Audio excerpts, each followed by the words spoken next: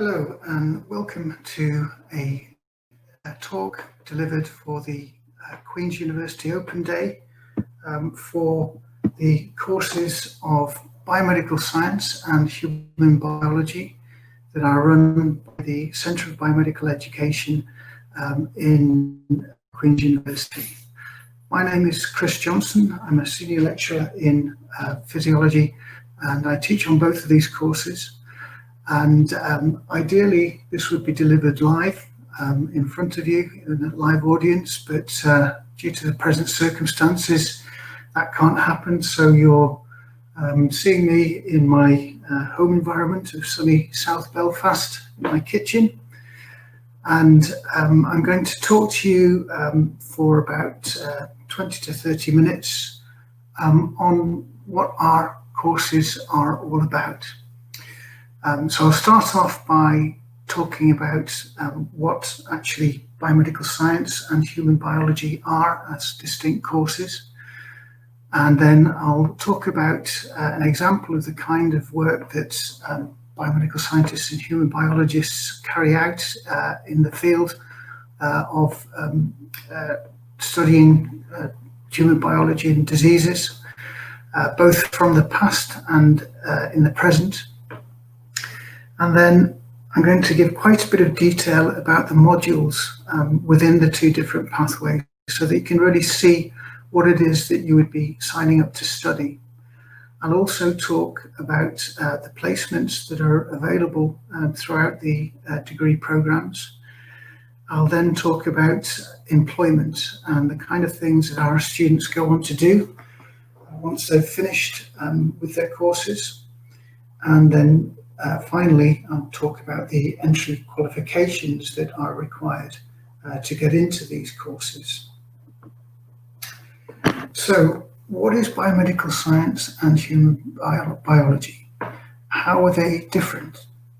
Well, biomedical science is the study of the biology that relates to medicine and clinical practice. So that means that it is studying disease processes and being able to identify disease processes. But before you can study disease processes, you also need to know how the body works in normal circumstances. So the course is looking at the normal function of the body, but also in disease processes. And it particularly hones in on disease processes and identifying those disease processes. And it is more at a cellular level. It looks at how cells work normally and then with various kinds of diseases and how things are different in those diseases. Human biology is a little bit broader in that it is looking at the same kind of subject matter, but from a slightly different angle. So it's studying the biology of humans as it biology as it relates to humans. And there is a particular emphasis on anatomy, so that's where things are in the body, and physiology, which is how they work. And it's more at a systems level. So you'll be looking at, say, the cardiovascular system, the respiratory system, the musculoskeletal system, and seeing how those work in unison in the normal body, but how they may be affected in various diseases. So that's a broad sweep about what those two different degree pathways are, but you'll see they are subtly different as we go through the modular content. However, both biomedical scientists and human biologists, because overall they're studying the same thing, they are involved in broadly similar types of work and areas of interest. They're all concerned with how the body works, particularly how the body works abnormally in various diseases. And one of the first examples that can be pulled to mind is Edward Jenner. Now, in the late hundreds, there was a disease called smallpox that was popping up all over the world. There was no treatment for it, and on a fairly regular basis, it killed people. So it's a serious disease and a big problem. And Edward Jenner had a hypothesis that he wanted to test. He'd heard about the fact that people who'd been infected with a more mild form of the disease called cowpox, if they'd had that infection and then smallpox was prevalent in the area, then the people who'd had the cowpox did not get the smallpox. They were immune somehow. Now, cowpox is a disease that occurs in cows. It causes blisters on their skin, the udders, and if you are a milkmaid milking that cow, then you may get cowpox yourself. So Edward Jenner elicited the help of a milkmaid with cowpox called Sarah Nelms, and also a young lad called James Phipps. Now, James was the son of a poor farmer in the local area, and he was somehow enlisted into this help, into this study, and he made a major contribution in medical science and potentially saved millions of lives. Now, what Edward Jenner did is that he took some of the fluid from the blisters from Sarah Elms, and he rubbed that into a couple of scratches that he'd made on poor James Phelps's arm. And sure enough, a few days later, James developed cowpox. Now, it was a mild illness, it went away, and there was no lasting damage. And the next part of the study that Edward Jenner conducted was to then get some of the scabs from somebody with the more nasty disease of smallpox and rub those into some scratches on James's arm. Now, I'm not sure if this would pass medical ethics these days, but back in the late 1700s, they could do this kind of thing. And so James was exposed to the nastier bug of smallpox, but this time he didn't go on to develop smallpox, so he was inoculated. So Edward Jenner had found a way of vaccinating or providing protection from the disease of smallpox. And then over the years, for the next century, this kind of treatment was being rolled out throughout the world, and eventually it was announced by the World Health Organization in, I think, the 1940s that smallpox had been eradicated from the world. So it's a huge contribution that those people, particularly poor James there, had made to medical science. Now, you're all very aware of what's going on currently with the COVID pandemic, and this is a virus, and currently biomedical scientists and human biologists are working to fight this virus. And they're doing that in a number of different ways. Sure enough, there are people working on providing a vaccine. There are trials going on in Oxford and various places all over the world to find a vaccine in a similar kind of way to Edward Jenner. And at Queen's, there are people at the forefront of the research trying to help with COVID, not necessarily with a vaccine, but Jose Bengoechea is working on looking how the COVID virus interacts with other pathologies that a patient may have. You may know that COVID seems to be a lot more devastating in people who have an underlying illness such as diabetes, hypertension, cardiovascular disease, etc. So he's looking at how the virus works and how it interacts with different body systems that have these other pathologies. Ken Mills and Alton Power are looking at drugs that are currently available and are being used to fight other diseases, but seeing if those drugs can be repurposed either on their own or in combination to help fight the symptoms of COVID once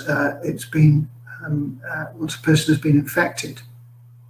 So that if they find a combination of drugs that works, then it will save many years potentially in fast tracking those drugs and repurposing their use. And biomedical scientists are currently heavily involved both in the hospitals. Any swabs that come from people's upper respiratory tract are tested by biomedical scientists in hospital laboratories, but also in industry. The biomedical scientists, human biologists, are looking at producing kits that can identify the COVID virus. They want to make them quick, or kits that will identify the virus quickly, but also reliably. So there's huge amounts of work going on. Also in Northern Ireland, companies like Randox and various others are heavily involved in producing those kind of diagnostic kits. So there's those various angles that biomedical scientists and human biologists are involved in, particularly at Queen's University. So that has given an idea of the kind of areas that biomedical science and human biologists are interested in. I'm now going to give a bit of detail about the degree pathways. Just a broad look there shows that the biomedical science degree is an accredited degree. So that means that the Institute of Biomedical Sciences have deemed that the contents of the course is suitable to allow our graduates to apply for the positions of biomedical scientists within the National Health Service. So these positions are involved in, say, hematology and microbiology and tissue pathology, in, for example, identifying the COVID-19 virus, as well as many other diseases in patients within the hospitals. So the degree pathway is dictated, it's prescribed, and there's no choice in the modules because the degree is designed to produce these NHS workers. But with the skills that they learn on the way, our biomedical science students are also very capable for being involved in research in all of these areas fighting disease. So that can be research in a university, in an academic institution, or it can be at the hard end in the biotech industry, looking to produce these kits or to produce drugs, etc., or produce vaccines, etc.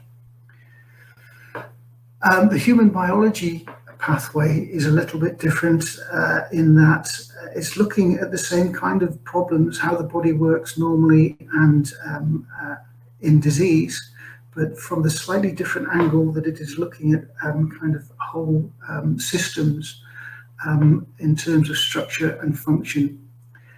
So it's a slightly different angle. Those graduates from human biology don't go on to become biomedical scientists in the NHS laboratories, but they do everything else, as it were. They apply for the same jobs, bar those NHS jobs, as the biomedical science degree pathway. So that's a broad overview. I'm going to give some detail of the modular content on the two pathways. And first of all, in the first year, the biomedical scientists and the human biologists are together in the same classes. So they're given a general background as to how the body works, where everything is, etc., before it becomes more applied. So a big module there is human structure and function, which concentrates on anatomy and physiology. So anatomy being where things are and physiology being how things work. Histology is looking at tissues under the microscope and examining the kind of different cell types that make up, say, cardiac tissue or kidney tissue, lung tissue, etc. The molecular basis of life module starts to look at the biochemistry of life. So there's particular emphasis on key substances like amino acids and proteins and DNA.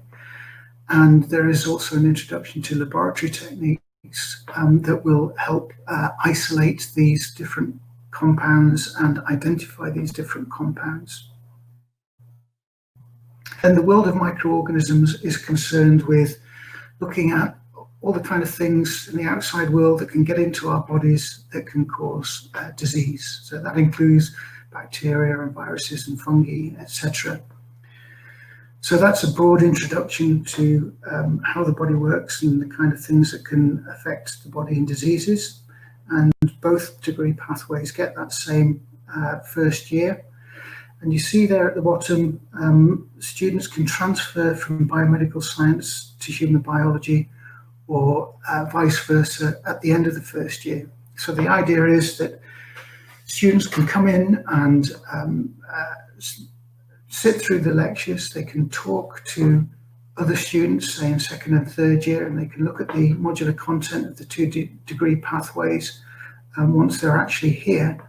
And if they feel like they want to change their pathways after the end of the first year, then they're perfectly entitled to do that.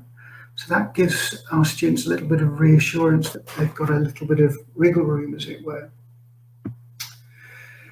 So continuing with the biomedical science pathway, in the second year, you start to study these areas in a little bit more detail. So in cell biology and clinical genetics, you start to really look at the different structures within the cell. For example, the mitochondria, how that is responsible for generating power that allows cells to function. Say the nucleus that contains the DNA that needs to communicate with various parts of the cell to produce proteins and produce responses of cells, etc. And there is a content of genetic, clinical genetics, so looking at how DNA codes for cellular function, and how that coding can go wrong and produce inherited diseases as well.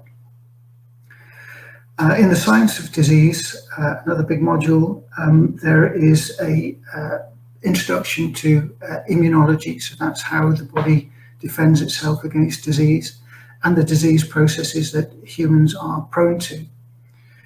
And there's also a introduction to laboratory scientists that investigate human disease. So that includes pathology, the identification, particularly using microscopy, looking at tissues for abnormality, microbiology, so that's identifying different types of bugs that can be in the body, and hematology is the study of blood, both normal and abnormal. And then professional practice in biomedical science is a particularly important module to the pathway, because we get input from National Health Service biomedical scientists who come in and teach our students about the laboratory work that is ongoing in the hospitals currently. So they tell them about the experimental techniques, and they tell the students, they actually take the students to the hospitals to show them around and see the work in practice. And also part of that module is research methods and statistics.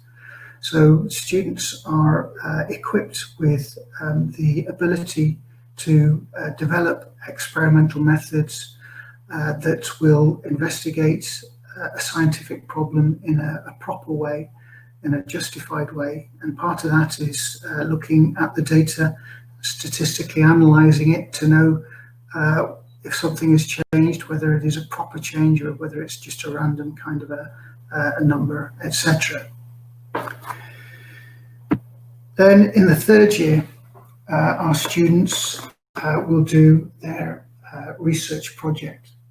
And this is one of the main selling points of the degree pathways at Queen's, because this project will take students into the research labs within Queen's.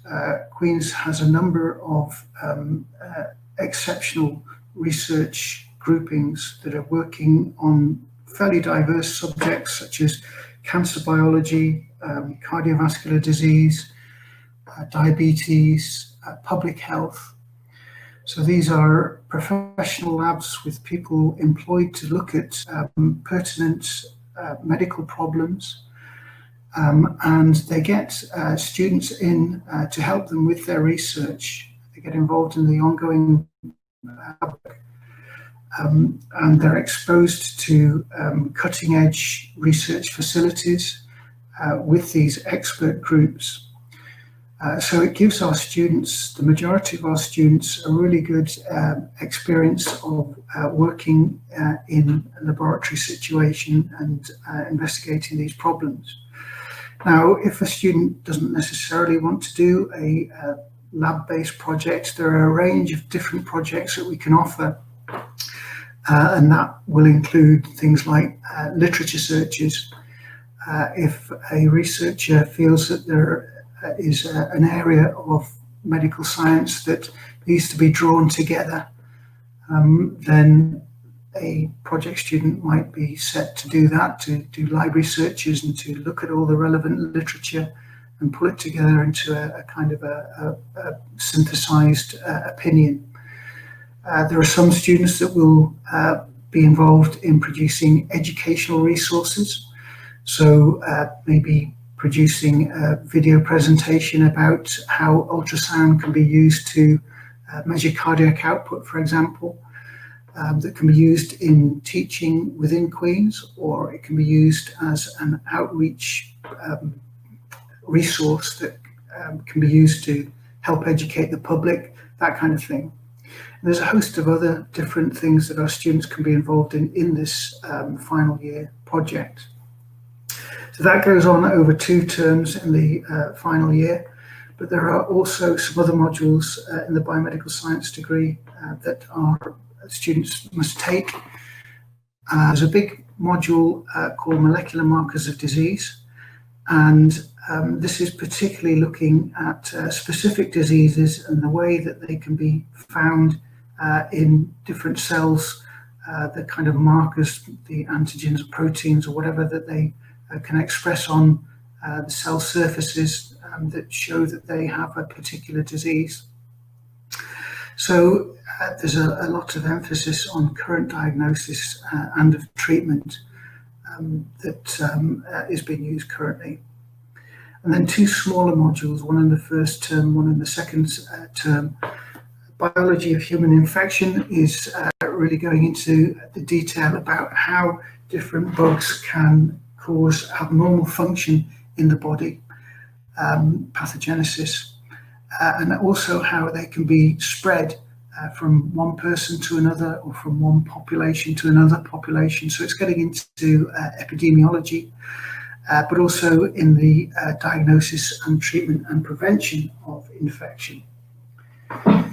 And then clinical biochemistry is looking at the kind of tests that can be run in the hospitals from a sample of, say, blood or urine, etc., where you can look at, say, the biochemical status of the body. If there's too much acid or alkali, that may indicate some kind of disease process.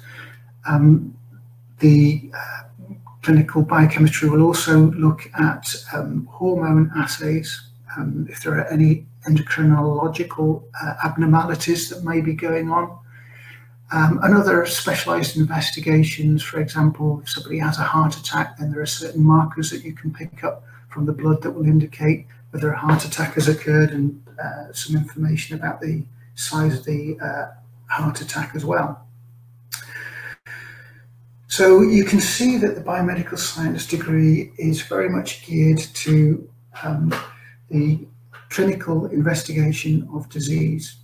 The modules reflect that, and as I said, the students can go on to take those National Health Service jobs as biomedical scientists. But the students are also very well capable of going into research, whether it's in industry or university or whatever. The human biology pathway, as I said, is subtly different. It's looking broadly at the same kind of questions about how the body works normally and then how it may be affected by disease processes. And in the second year, the human biology pathway includes a module that really goes into some detail about physiological systems such as the musculoskeletal, respiratory, cardiovascular systems, etc. They're also introduced to the topic of pharmacology, which is how drugs work in the body. Anatomical sciences will complement the physiological sciences because it is looking at the gross anatomy of these major body systems, but also how these different tissues are composed, different cell types under the microscope. And there is instruction as to how to treat tissue to show up at different cell types, etc. And again, our students get a dose of statistics and research methods to enable them to address scientific questions properly and in a reliable manner. And they sit with biomedical science students for that part of the module. But because this is not a prescribed pathway, the students start to get a bit of choice in the second year. So they can choose one module from the 3 listed there. And human physiological measurement is looking at the kind of investigations that look at the function of the body that is carried out in the hospitals. So, for example, our students will look at, say, how cardiac output is measured using an ultrasound machine. They'll look at how the brain electrical activity will change on doing different mental tasks, etc. Molecular cell biology is actually similar to the modules that are run for the biomedical scientists. If our human biology students want to know a little bit about how the cells are working in terms of structure and function, the organelles and DNA, etc., particularly cell signaling mechanisms, then they can get some of that if they go to that module. And then also there's a module on human evolution. So this is slightly left field, but very interesting and popular with our students, where they can have a look at how our anatomy as humans compares to, say, our closest relatives, the great apes. And then in the third year, the options increase. You see at the top there is the research project. So that's exactly the same as for the biomedical scientists with all the advantages, etc., that confers. And then the students can choose 2 modules from the modules that are listed there.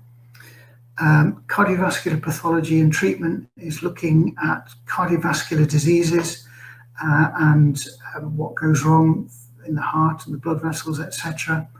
And then the kind of therapies that are available, particularly drugs that are available currently and that are emerging. Advanced neurosciences looks at the brain and the nervous system in some detail, looks at different neural pathways in the normal person and how those can go wrong in various neurological diseases such as Alzheimer's or depression and various other things. Embryology and developmental biology is looking at how the human develops from day 0 in utero and the fetal developments that occur, and that will include looking at cell differentiation and stem cell biology, and also epigenetics, how different influences on a cell can alter how gene function occurs. Pharmacology and therapeutics is really going into some detail about how drugs work.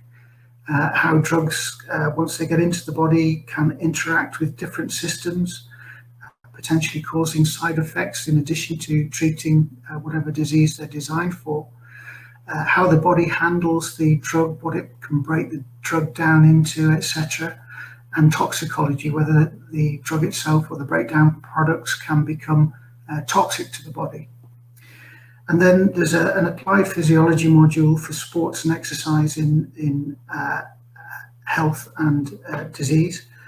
So this is looking at how exercise affects the major systems of the body, the cardiorespiratory system and the cardiovascular system in particular, but also how genetic factors can dictate how those systems function, make you either a sprinter or a marathon runner or a couch potato, if you so wish.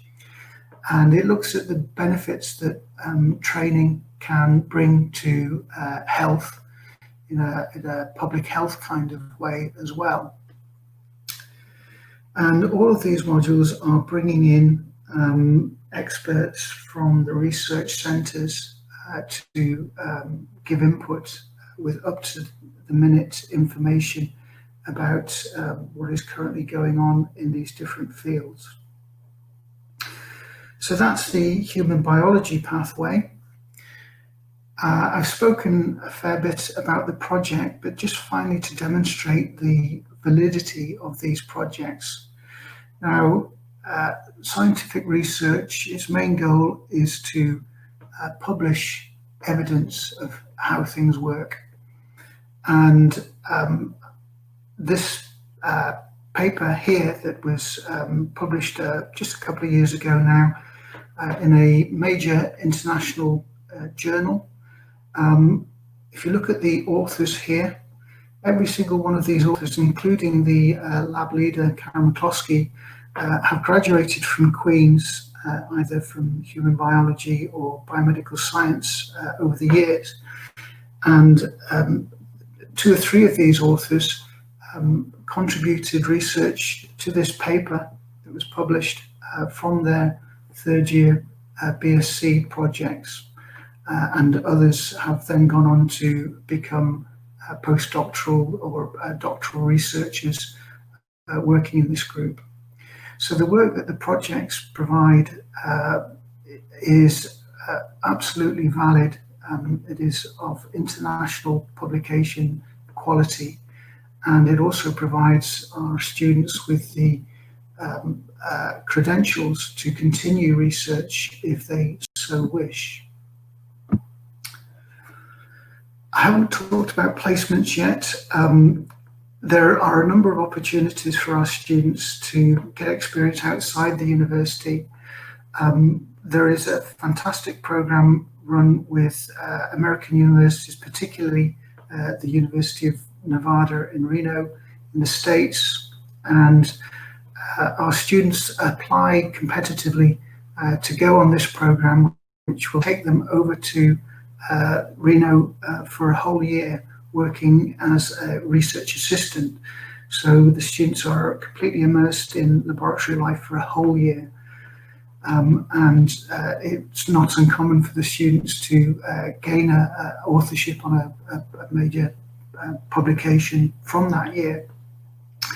But it gives them tons of experience, and they come back into the third year, and when they get to their third year project, they really hit the ground running. So it's a fantastic opportunity.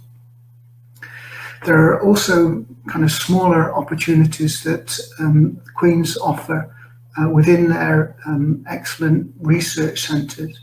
So the research centres will provide 8 to 10 projects, can last anything between 3 and 8 weeks over the summer holidays.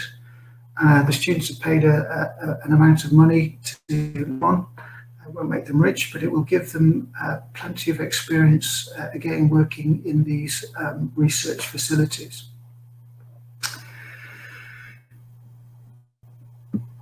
And then I've given an indication of the kind of jobs that our students will go to, but just to re-emphasize the employment prospects. First of all, Our students are, or our degree pathways are some of the best within the university for getting graduate employment once our students leave. For the biomedical science pathway, around about 5 to 10% will go on to become biomedical scientists within the National Health Service, looking at doing those kind of jobs that I've mentioned in evaluating samples and looking for disease, etc.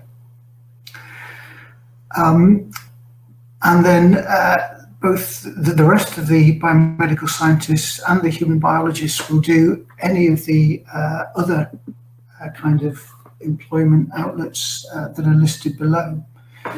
So there's a big number these days that will go into medicine or dentistry after their degree.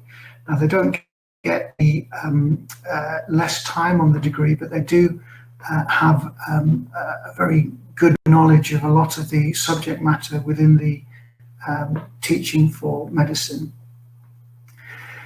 A lot of our students will go on to start a career in research, and to do that they have to get a further qualification, at least a master's degree, which is a one-year course, or the majority of people will get a PhD, so that's a 3-year apprenticeship, if you like, for life as a researcher, either in universities, getting grant money to answer specific current problems regarding health and disease, or within industry to either research products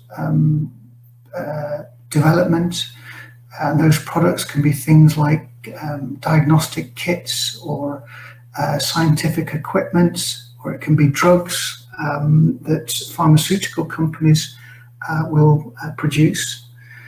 And the graduates are involved in a whole array of different ways. They can do basic lab work and develop the products from scratch, or they may be involved in, say, clinical trials of drugs.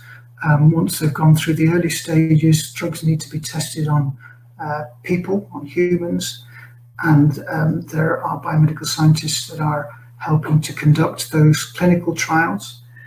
There can be marketing of the products from biotechnology and pharmaceutical companies, so selling, if you like, the products to interested parties.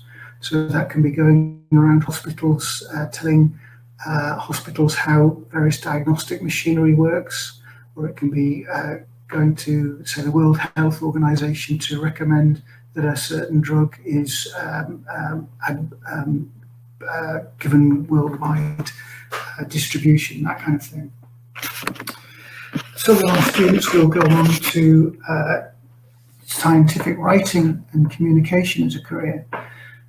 If you watch the news or read a newspaper about, say, COVID-19, then there has been a scientist that has been able to synthesize that often very complicated and specialized information into a more palatable form that can be disseminated to the public at large in a way that they can actually understand.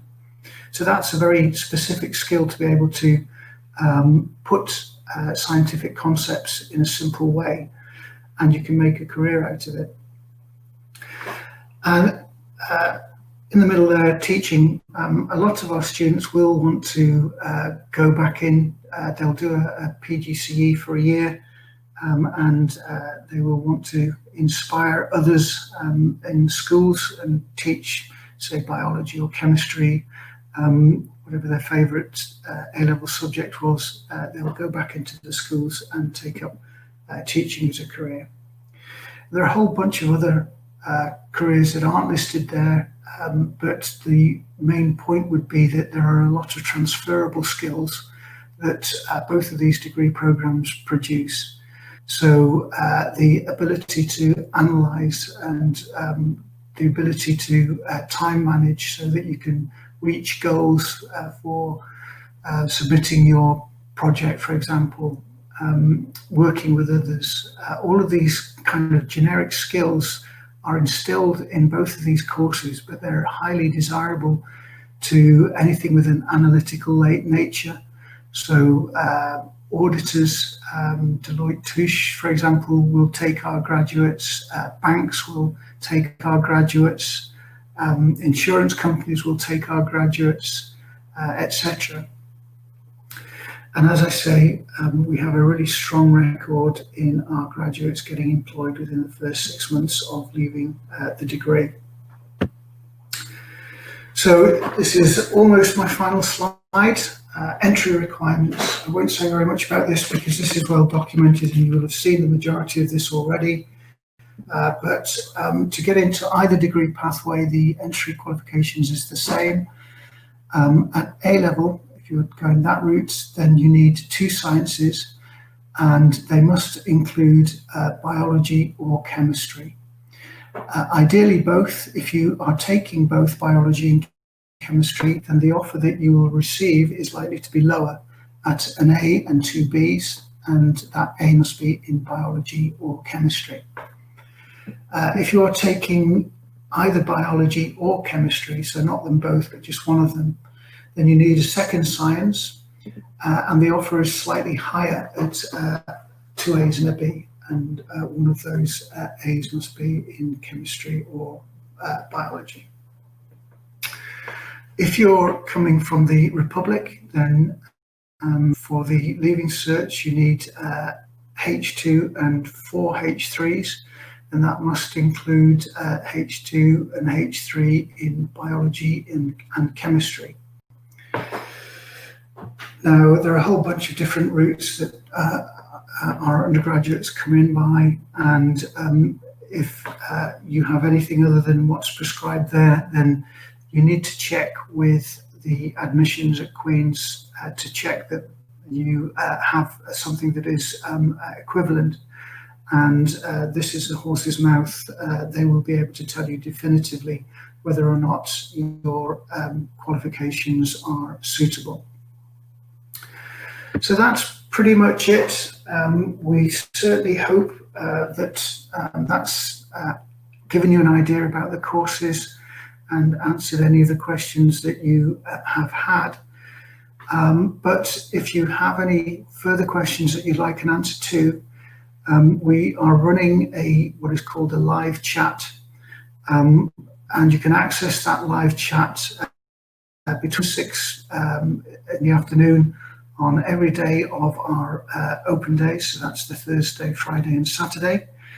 And on that live chat, you can type in your question and there will be a lecturer and one of our students to answer whatever the question might be. So it might be related to the contents of the course, say for the lecturer, or just what it's like to be on the Biomedical Science or Human Biology course. And the student might be better to answer that one. But you'll get a response almost instantaneously. But then after the open days, if you have any further questions that you would like an answer to, then please get in touch with us and the email is given there. So I think that is it, and I hope you stay well and the very best of luck.